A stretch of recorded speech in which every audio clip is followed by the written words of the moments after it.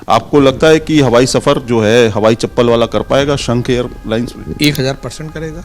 हमारी एयरलाइन उन्हीं के लिए बनी ही है। हम तो चाहते हैं कि वो लोग आएं और वो मिथ तोड़ें जो मन में लोगों के अंदर एक डर बना पड़ा है कि हम जहाज में जाएंगे, हम बोल नहीं पाएंगे, हमें इंग्लिश नहीं आती, या अन्य अन्य तरह के जो एक मिथ बना पड़ा है। हम हिंदी की भाषा को महत्व देंगे अपनी एयरलाइन में। हमारा टारगेट आप समझिए, हमारा टारगेट ही मध्यम वर्गीय पब्लिक है।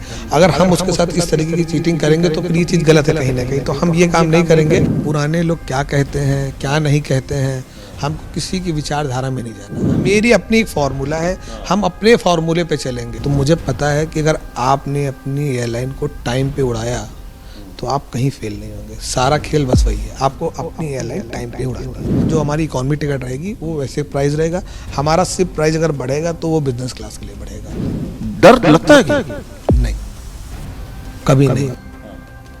जिस दिन डर लगेगा उस दिन धंधा बंद करके नौकरी करेंगे। पैसा मेरा, जीत मेरी, हार मेरी, सब कुछ मेरा, तो फैसले भी मेरे चलेंगे।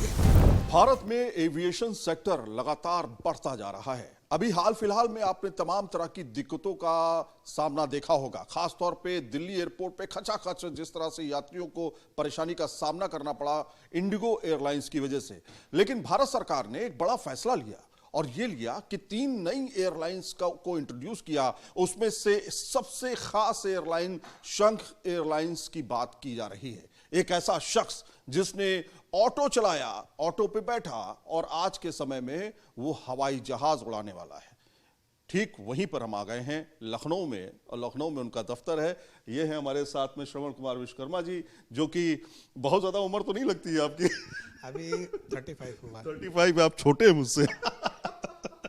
तो शंख एयरलाइंस के बारे में मैं थोड़ा सा बता दूं कि और श्रवण जी के बारे में बता दूं कि कानपुर से दरअसल ये बिलोंग करते हैं। कानपुर में इन्होंने अपनी बिजनेस की शुरुआत की थी, लेकिन उससे पहले की कहानी बड़ी रोचक है। मैं चाहता हूं कि पहले श्रवण जी बताएं कि वो कहानी क्या है। ऑटो का जिक्र किया जाता है, ऑटो से पहले, बाद में अब एयरलाइंस तक का सफर। ऑटो का जिक्र क्या है? एक्चुअली में जब हम छोटे थे तो हमने कुछ समय के लिए अपने कानपुर में लोकल गलियों में एक छोटा सा, लगभग आई थिंक 1 वर्ष के आसपास का एक सफ़र ऐसा था। कुछ फाइनेंशियली दिक्कत थी तो हमने ऑटो चलाया था। बट उसके बाद वहाँ से भी धीरे धीरे चीज़ें हम मूव करते चले गए। वो ऑटो चलाया और मुझे इसमें कहने में कोई हिचक भी नहीं है कि मैंने ऑटो नहीं चलाया। मैंने चलाया, ऑटो चलाया, उसमें मुझे कोई हिचक नहीं, एक पैसे की भी कोई हिचक नहीं है कि मैंने ऑटो चलाया। जो चीज़ मैंने करी सो करी, उसमें मुझे कोई वो नहीं है कहने में। तो मैंने चलाया, उसके बाद धीरे धीरे चीज़ें बदलती गई। मैंने मल्टीपल कई सारे बिजनेस करे, बट उतनी सफलता नहीं मिली। बट उसके बाद मैंने फिर सीमेंट्स एंड टीएमटी का व्यापार करा। टीएमटी करने के बाद आज हमने ट्रांसपोर्ट का बहुत बड़ा व्यापार हमारे पास है।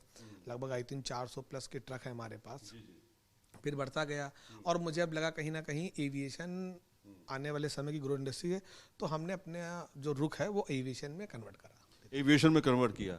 अब थोड़ा सा इधर देख लेते हैं। आपके बड़े मतलब कई जगह सम्मानित आपको किया गया है। शंख ट्रेडिंग, शंख आप लोगों की ही समझ लीजिए एक तरीके से वो रहा है सब। तो इसी वजह से सब चीज़ें हैं ऑलमोस्ट बने हुआ है। अभी हमने भारत पेट्रोलियम में सबसे ज़्यादा हाईएस्ट फ्यूल लेने का हमारे पास यूपी का रिकॉर्ड है। देन ये हमको उन्होंने दिया है सबसे ज़्यादा भारत पेट्रोलियम में, क्योंकि हमारे पास नंबर ऑफ फ्लीट बहुत बड़ी है। तो इस वजह से जो है नंबर ऑफ फ्लीट बड़े होने से हम भारत पेट्रोलियम से जुड़े हुए हैं। तो वो वजह से प्रधानमंत्री नरेंद्र मोदी का एक सपना था, जब वो प्रधानमंत्री बने थे, उन्होंने कहा था कि हवाई चप्पल वाला भी हवाई सफर करेगा, और उसी श्रृंखला को लेते हुए श्रवण आगे बढ़ते हुए दिखाई दे रहे हैं।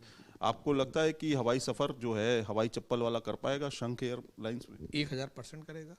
हमारी एयरलाइन उन्हीं के लिए बनी ही है और 100% करेगा। और क्यों नहीं कर सकता है?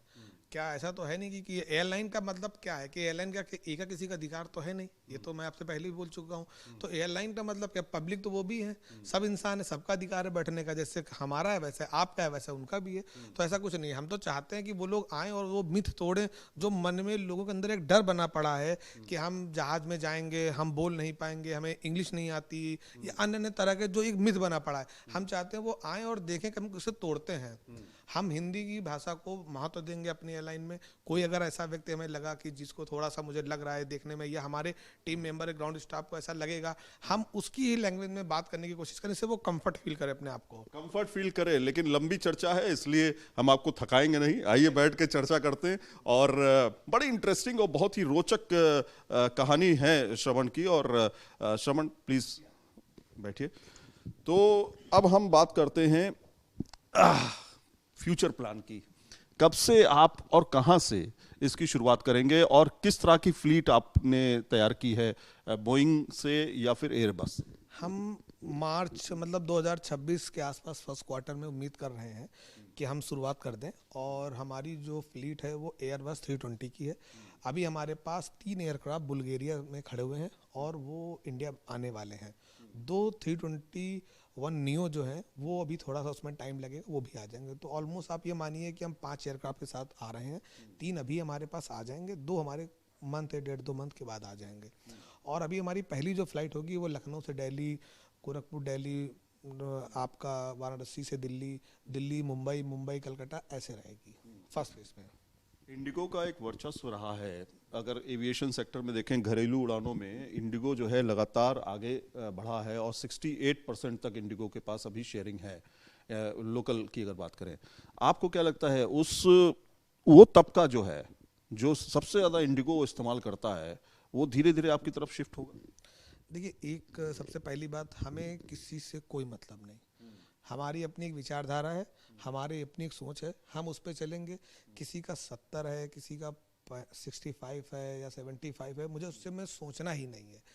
हमारा सीधा संबंध है, हम अपनी पब्लिक के लिए काम कर रहे हैं। हमारे पास पब्लिक रहेगी तो आज किसी का 65 हो सकता है, कल हमारा 85 हो, तो ऐसा कोई बड़ी बात नहीं। ये तो परिस्थितियां हैं, समय है, कभी भी किसी के लिए बदल सकती हैं, हमारी बदल सकती है, आपके लिए बदल सकती हैं। तो इसका मुझे कोई ना फर्क पड़ता है, ना ही मैं उसके बारे में कोई विचार करता हूँ कि सामने हमारे कौन है कौन नहीं है। हमारा हमेशा मानना रहा है कि हम प्रोसेस पर ज़्यादा ध्यान देते हैं, रिजल्ट की चिंता नहीं करते हैं। अभी हम आ रहे हैं, हम उड़ाएंगे, हम अपने मध्यम वर्गीय पब्लिक को जोड़ेंगे। हम पब्लिक हमसे खुश रहेगी तो स्वाभाविक सी बात है, राजा वही उसी के हाथ में डिसाइड है कि राजा किसको बनाएगी वो। बिल्कुल सही बात है और ये भी होना भी चाहिए, क्योंकि जिस तरह से आप देख रहे हैं एविएशन सेक्टर की ग्रोथ लगातार बढ़ रही है। सबसे ज़्यादा सवाल होता है किराए को लेके।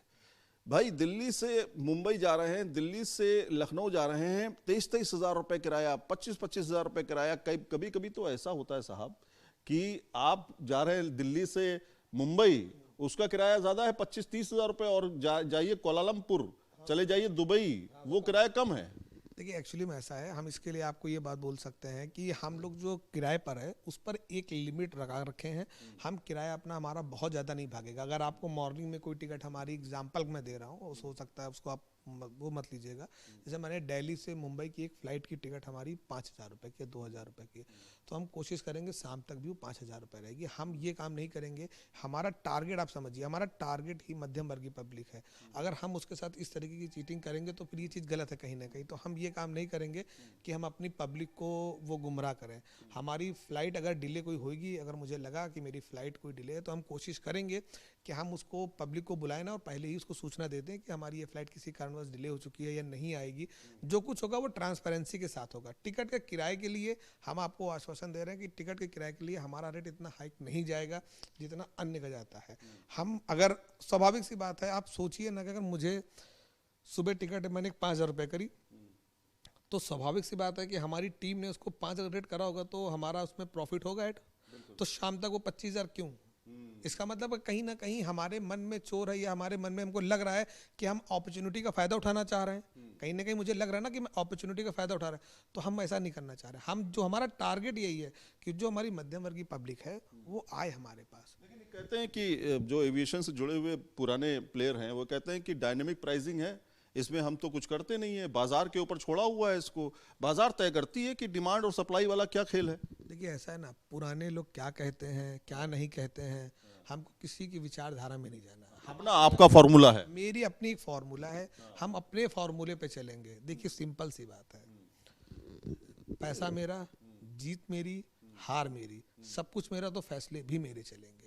क्योंकि अगर अच्छा होगा तो आप मुझे बहुत अच्छी बात कहेंगे कि बहुत अच्छा, देखिए आप रेट नहीं बढ़ा रहे हैं। जरा सा फ्लाइट डिले हुए तो आप ही कहेंगे देखिए फ्लाइट बढ़ नहीं रही रेट, ये मतलब टाइम पे नहीं उड़ रही है, ये दिक्कतें हैं। तो सब कुछ मेरा है, तो फैसले मेरे। पब्लिक हमारे लिए पहले ही सर्वप्रथम है, वही हम उसी को मान के चल रहे हैं। क्योंकि ये चीज़ का अनुभव तो मैंने अपने ऑटो में भी लिया है। जब मैं चलाता था टेम्पो, तो मैंने देखा है अगर आपके टेम्पो में सवारी नहीं होती है तो आप क्या करते हैं? सवारी ने टेम्पो खड़ी रखेंगे वहीं पर, नचाते रहिए टेम्पो, कोई मतलब नहीं, चिल्लाते रहिए, सवारी नहीं आ रही है। लेकिन अगर टेम्पो में सवारी है तो आप विदिन 1 सेकंड में चले जाते हैं। तो इसलिए हमें ये समझ में आ चुकी है कि जब तक आपके पास पब्लिक अगर है आपके पास, तो आप प्रधान रहेंगे। अच्छा, जब आप ऑटो पे दोबारा लौटते हैं, आपने शुरू कर दिया ऑटो की बात। ऑटो पे जब सवारी बैठाते थे आप, तो उस दौरान आपके दिमाग में कभी ऐसा आया कि मैं आगे चल के ये कर दूंगा, ये हो जाएगा मेरे साथ, मेरी जिंदगी बदलेगी, ऐसा कभी सपना था ये कि आपने प्रैक्टिकली ये सोचा? देखिए ऐसा है ना हमारी एक बहुत अच्छी आदत है, हम बहुत कुछ ज़्यादा सोचते नहीं हैं। हम एक चीज़ को अगर निर्धारित करते हैं कि हम इस समय पर ये चीज़ को पाना चाहते हैं, तो हम उस लक्ष्य की तरफ दौड़ जाते हैं। हमें फिर लोग क्या कह रहे हैं, आप क्या सोच रहे हैं, हमें उससे कोई फर्क नहीं पड़ा। हम अभी भी, जब मैं एविएशन उड़ाने के लिए कह रहा था जहाज को, हमारे 10वीं दोस्तों ने कहा कि मत करो, एविएशन है, बैठ गई हैं, बहुत बड़े बड़े प्लेयर चले गए, तुम कहाँ हो, तरह तरह के नेगेटिव कमेंट सब हैं। तो उसको मुझे क्या फ़र्क पड़ना, मुझे करना है तो मुझे करना है। मैं अगर आपके कहने से या किसी दूसरे के थर्ड्स के कहने से और वो मुझे चीज़ इम्पैक्ट कर गई, तो इसका मतलब फिर मैं कहाँ हूँ, फिर मेरा तो अस्तित्व तो ही नहीं। फिर तो यानी दूसरे आदमी मुझे कंट्रोल कर रहे हैं ना। बिल्कुल। तो मैं, भाई फिर तो मेरा कभी नहीं, मेरे फैसले कहाँ, यानी मैं कहाँ। तो जब मैं ही नहीं तो फिर मुझे क्या मतलब है। तो इसलिए वही सवाल आ रहा है कि वही मेरे भी जहन में सवाल था कि जेट एयरवेज, किंगफिशर, ठीक है, डेक्कन एयरवेज, ऐसी तमाम सारी एयरलाइंस जो हैं वो बंद हो गई, और उनके बिजनेस टाइकून हजारों करोड़ों के मालिक, हजारों करोड़ों के। तो एक कानपुर से निकला शख्स, एक कानपुर से निकला लड़का जिसने सरिया बनाई, जिसने सीमेंट बनाई, आज एविएशन सेक्टर में कदम रख रहा है। बड़ी बड़ी बात है भाई साहब। और कहीं मैं कहूंगा कि आप बहुत आगे जाएं इसको लेकर के, आपके पास हजारों फ्लाइट्स हों, लेकिन प्रैक्टिकली डर लगता है क्या? नहीं, कभी नहीं। जिस दिन डर लगेगा उस दिन धंधा बंद करके नौकरी करेंगे। ना मेरे बात में डर है, ना मेरी आंख में डर है। एकदम डंके की चोट पे मैं कह रहा हूँ, मैं उड़ाऊंगा भी और सक्सेस भी करूंगा। मतलब इसी में से प्रॉफिट आप निकालेंगे? 1000%। तो ये सब कैसे एयरलाइंस बंद हो जाती हैं जो ये अभी बंद हुई? वो उनका व्यापार है, वो जाने। हम अपने की सिर्फ जिम्मेदारी लेंगे, हम दूसरे की जिम्मेदारी में कुछ नहीं। ना दूसरे के बारे में हमारा कोई कमेंट है, ना दूसरे के बारे में मेरी कोई राय है। लेकिन ये देखिए भाई, आप जब एयरलाइन उड़ाएंगे तो आपको बहुत सारी चीज़ों से दो चार होना पड़ेगा, और मेरे ख्याल से 2023 से आपकी एयरलाइन है, कई फ्लाइट्स आपकी रखी हुई हैं अभी भी।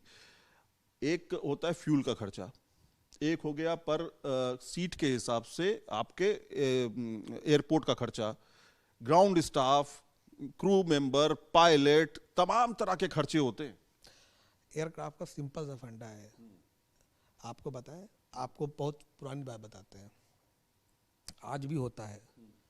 पहले जो छोटे होते थे ना, तो जब आपके पास खुद की ऑटो नहीं होती थी या टेम्पो नहीं होती थी, तो आप दूसरे से किराए पे लेते थे ना, तो वो चक्कर वाइज आपको मिलता था, कितने चक्कर लगाएंगे तो आपको इतना रुपया मिलेगा।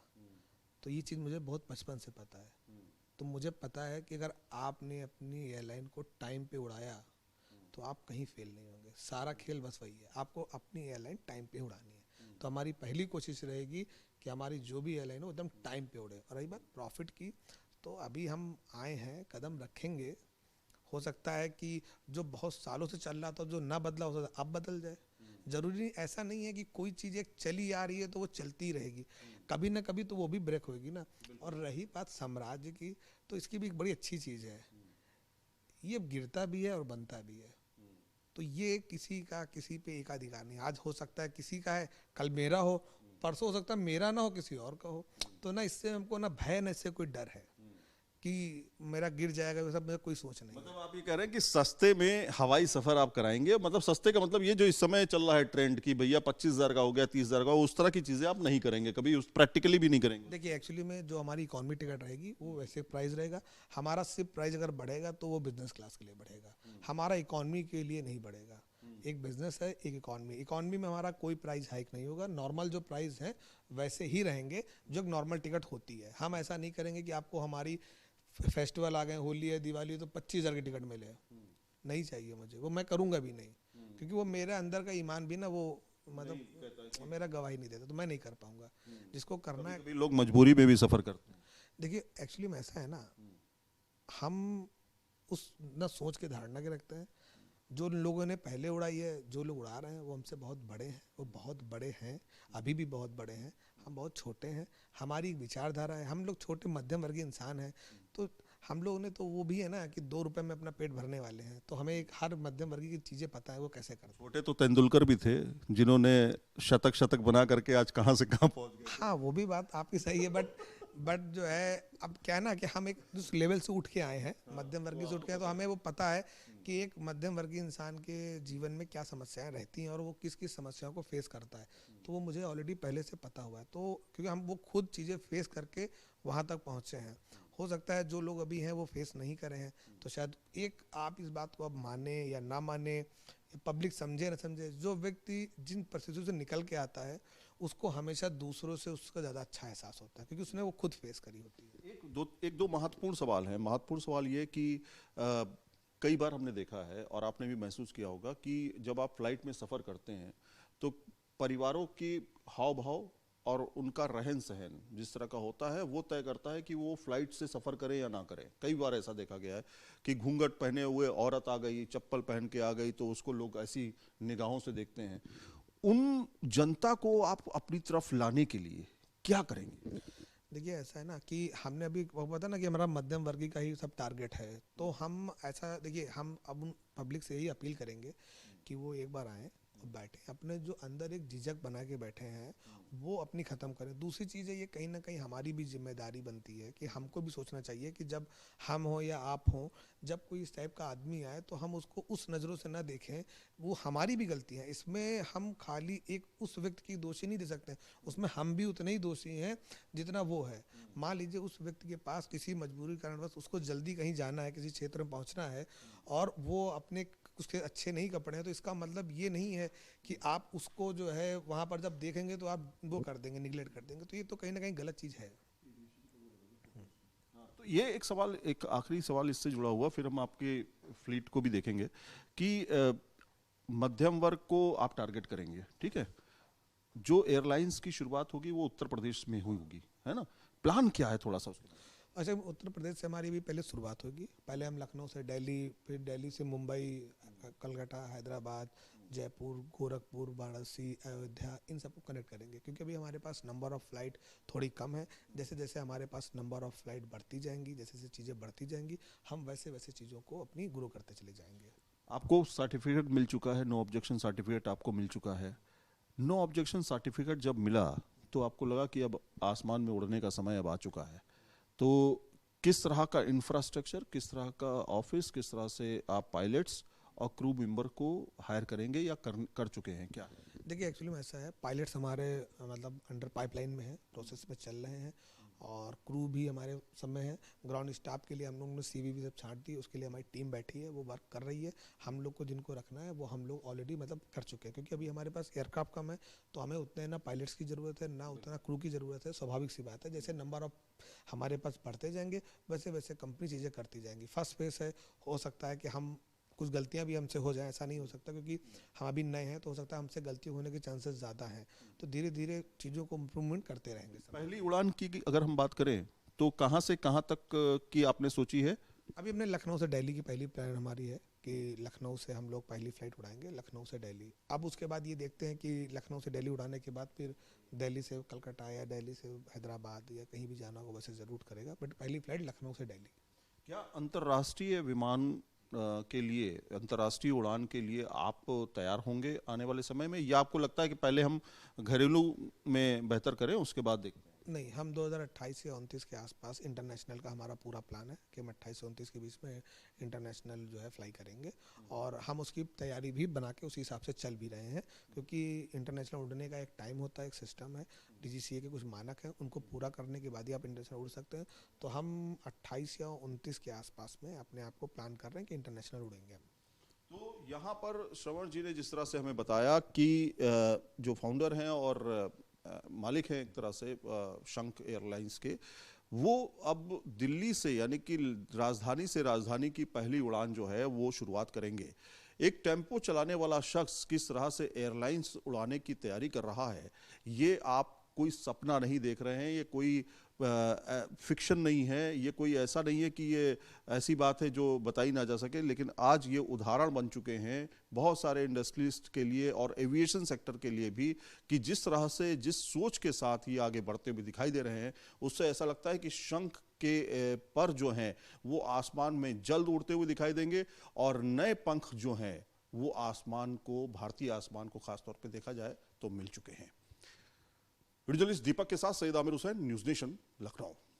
आपके मोबाइल पर तुरंत आएगी ब्रेकिंग न्यूज, स्क्रीन पर सबसे पहले दिखेगी बड़ी खबर, देश दुनिया की हर खबर एक जगह। अब आपके मोबाइल पर तुरंत फटाफट इंस्टॉल कीजिए न्यूज नेशन ऐप और रखिए खुद को अपडेट।